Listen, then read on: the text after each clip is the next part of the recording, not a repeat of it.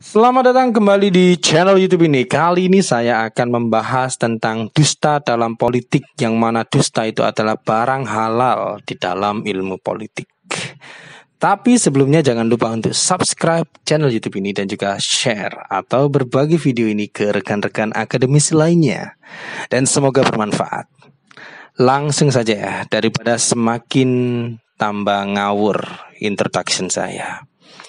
Oke, kalau Anda adalah orang yang menyukai kebenaran atau mencari kebenaran, maka tolong jangan masuk ke dalam ilmu politik atau studi politik. Karena di politik Anda tidak akan menemukan kebenaran. Para politisi itu hidup bukan untuk mencari kebenaran.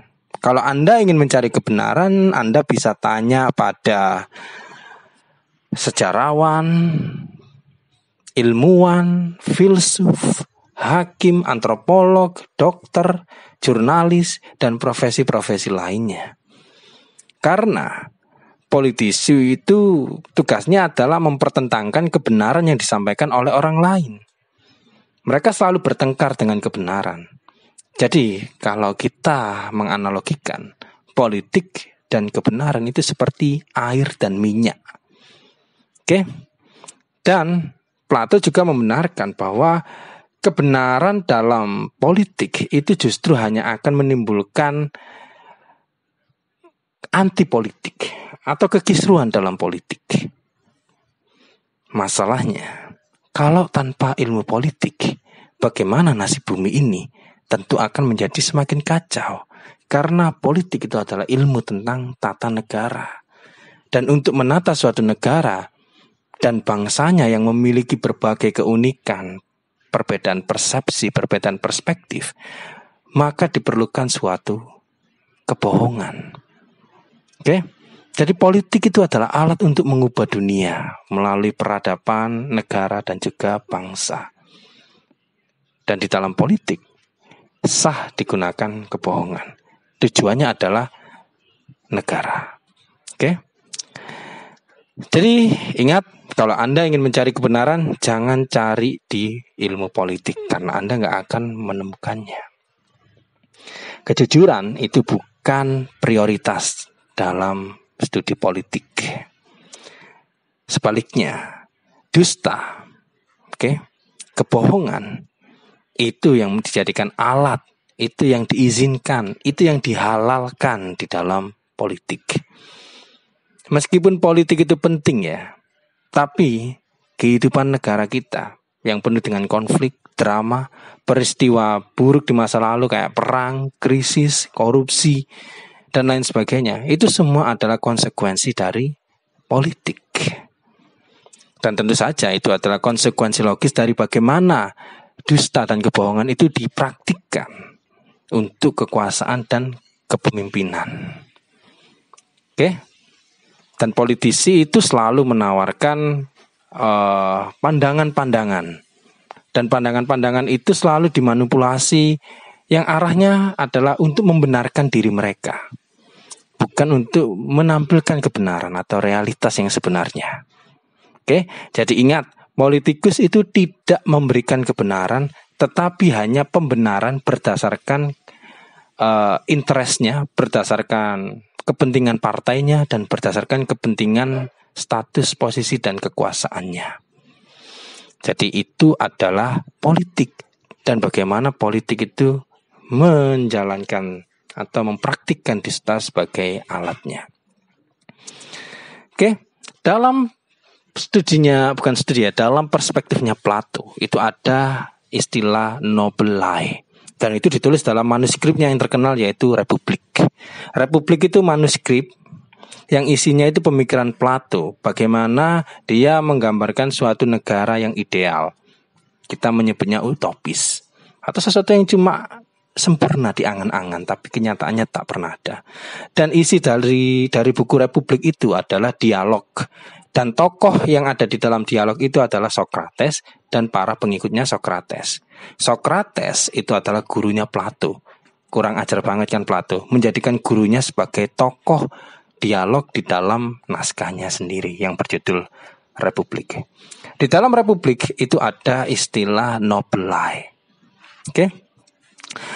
Nobelai atau kebohongan yang masyhur, kebohongan yang baik, itu didasarkan pada kepentingan publik atau kepentingan umum.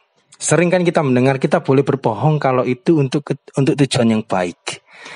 Itu sebenarnya lebih lebih manusiawi jika itu dipraktikkan antar individual. Tapi kalau itu dipraktikkan oleh pemimpin terhadap rakyatnya, yang mana rakyatnya mempercayakan haknya dan kehidupannya pada pemimpin itu, maka di sana akan terjadi suatu kekisruhan. Oke? Tidak masalah untuk melakukan nobel politik, namun harus mengikuti kaidah etika politik. Karena orang itu boleh dikatakan sah untuk berbohong jika itu adalah situasi darurat dalam bernegara. Misalnya ketika pandemi terjadi, orang-orang panik semua. Pemimpin negara sebenarnya tahu kalau COVID itu bahaya misalnya, atau COVID itu sudah menyebar di negara ini. Tapi kalau mengatakan yang sebenarnya, kepanikan itu akan menjadi semakin membara. Maka seorang pemimpin yang bijak itu boleh melakukan nobelai, kebohongan, hanya untuk menciptakan situasi yang lebih kondusif. Karena negara yang baik itu adalah negara yang memiliki bangsa atau rakyatnya dalam keadaan kondusif, bukan sedang bersih tegang atau berseteru, atau apalagi dihantui oleh kepanikan-kepanikan yang semu. Oke? Kalau Plato mengatakan nobelai itu sah dalam politik, asal sesuai dengan kaidah-kaidahnya, itu beda lagi dengan pemikirannya Machiavelli. Machiavelli itu ya kita kenal adalah filsuf politik, dan dia itu sangat dikenal dengan ciri khasnya yang manipulatif dan penuh dengan ambisi. Oke, Niccolo Machiavelli itu filsuf Italia. Dia adalah seorang ahli teori, dan dia itu disegani di Eropa pada masa Renaissance atau sekitar tahun 1300-an 1400-an lah, sekitar itu. Bukunya yang terkenal itu adalah diskursus tentang Livio dan sang penguasa atau Il Principe. Il Principe. Dan kedua buku ini awalnya ditulis sebagai harapan untuk memperbaiki kondisi pemerintahan di Italia Utara. Namun malah dijadikan buku umum dalam berpolitik pada masa itu. Il Principe atau Sang Pangeran, itu bukunya yang terkenal, itu menjelaskan tindakan yang boleh atau diperlukan oleh seseorang untuk mendapatkan atau mempertahankan kekuasaan. Artinya Machiavelli secara radikal itu mengatakan bahwa untuk memenangkan suatu kekuasaan, untuk mendapatkan suatu jabatan, sah Anda melakukan apapun. Itu dasar-dasarnya. Dengan kata lain, dengan ide seperti ini, Machiavelli itu dikaitkan dengan hal atau citra yang buruk, karena menghalalkan segala cara untuk mencapai tujuannya. Dan orang yang melakukan hal semacam itu disebut sebagai aliran Machiavellis. Dan pada buku Il Principe, Machiavelli itu menyebut dusta itu adalah suatu kewajiban, suatu keharusan bagi seorang politikus. Dan seorang politikus itu harus memahami seni berdusta dan seni berbohong, karena tujuan akhirnya adalah kekuasaan. Seorang pemimpin bagi Machiavelli tidak harus dan dilarang memiliki simpati atau belas kasih. Seorang penguasa atau pemimpin itu tidak harus setia pada janji. Dia boleh menjadikan lawannya kawannya dan boleh menjadikan kawannya lawannya, sejauh itu adalah mendorong dia pada posisi kekuasaannya. Seorang pemimpin yang gak harus religius. Seorang pemimpin gak harus yakin pada suatu keyakinan, gak harus menetap dalam satu ideologi. Seorang pemimpin gak harus jujur, dan dia cukup harus pandai berdusta. Dia harus memiliki banyak topeng. Ketika berbicara dengan si A, dia harus seperti apa. Berbicara dengan si B, harus seperti apa. Ngomong dengan partainya seperti apa. Ngomong dengan rakyatnya seperti apa. Janji-janji itu adalah alat. Realitasnya itu urusan belakangan. Dan di Indonesia, politisi di Indonesia itu menjadikan dusta atau kebohongan ya dengan cara yang cukup piawai. Kenapa? Karena mereka menggunakan strategi drama, sinetron, tangisan-tangisan budaya, tangisan-tangisan buaya. Dusta dalam politik tentu saja menciderai fairness ya, atau keadilan, atau nilai-nilai kejujuran. Hal itu menjelaskan bahwa publik itu diremehkan. Publik itu hanya dianggap sebagai anak kecil yang nggak tahu apa-apa. Seolah-olah rakyat itu nggak tahu tata cara bernegara. Seolah-olah rakyat itu nggak tahu cara menghitung uang sehingga menterinya boleh utang sakarepe dhewe. Oke?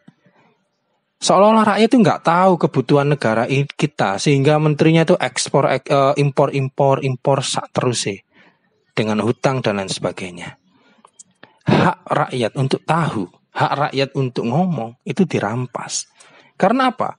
Karena mereka dengan gelarnya dan juga statusnya sebagai menteri atau perwakilan rakyat, mereka itu berpikir dan bertindak berdasarkan kepentingannya. Di depan media, di depan publik, mereka berdusta. Bisa saja seperti itu kan. Oke. Kemudian kebohongan itu dampaknya adalah membuat kepercayaan publik itu menjadi rancu. Makanya jangan kaget ketika kita melihat pemerintah kita itu menangani COVID-19. Mengapa rakyat itu nggak ada yang percaya? Atau mayoritasnya itu nggak ada yang percaya?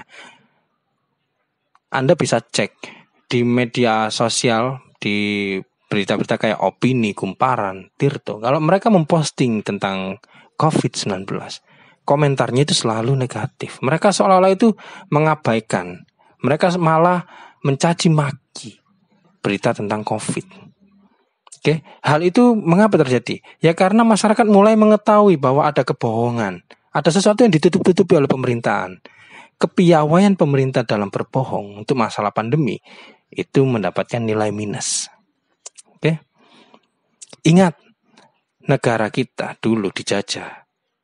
Itu bukan tiba-tiba Belanda datang dan menguasai negara kita. Namun Belanda bekerja sama dengan orang-orang elit untuk mengeksploitasi sumber daya manusia dan sumber daya alam. Orang-orang kelas bawah itu yang dieksploitasi. Kita tarik pada saat ini, bukan masa penjajahan. Pemerintah kita, apakah pro pada rakyat? Pemerintah kita itu justru malah seolah-olah itu berdagang dengan rakyat. Seolah-olah rakyatnya itu adalah sumber penghasilan utama dari pemerintah. Rakyat memang memberikan pajak, tapi apakah rakyat mendapatkan apa yang mereka bayarkan ke pemerintah? Pemerintah melakukan impor. Mereka menyalahkan bahwa kita harus impor karena beras kita nggak cukup. Kan pertanyaannya, mengapa kalau Anda tahu beras kita nggak cukup, Anda tidak mengembangkan petani dan memberi fasilitas? Anda malah melegalkan berbagai cara bagi pengusaha atau investor untuk menghabiskan lahan-lahan sawah. Dan kemudian Anda berkata bahwa beras kita nggak cukup karena lahan kita semakin sempit. Kan itu hasil dari kolaborasi Anda dengan para investor atau para penguasa yang lain untuk mengeruk keuntungan sebesar-besarnya, untuk mendapatkan posisi, status, dan kekuasaan sebesar-besarnya. Ingat ya, dusta atau kebohongan dalam politik itu tujuannya adalah untuk mencari keuntungan. Entah itu bekerja sama dengan serigala-serigala lainnya, dan kita adalah para domba. Indonesia itu tentu ya negara yang cukup variatif. Dusta terhadap kekuasaan itu akan merongrong akal sehat rakyat dan lambat laun akan berubah menjadi pemerintahan yang otoriter kalau dusta itu diteruskan. Politik sendiri itu penyebab dusta karena politik adalah bisnis visi. Ingat, politik itu bisnis visi. Partai-partai itu selalu mengatakan visinya adalah untuk kebaikan, sesuatu yang positif dan lain sebagainya untuk negara. Itu adalah bisnis mereka agar mereka mendapatkan nama dan mendapatkan hak untuk menguasai rakyatnya.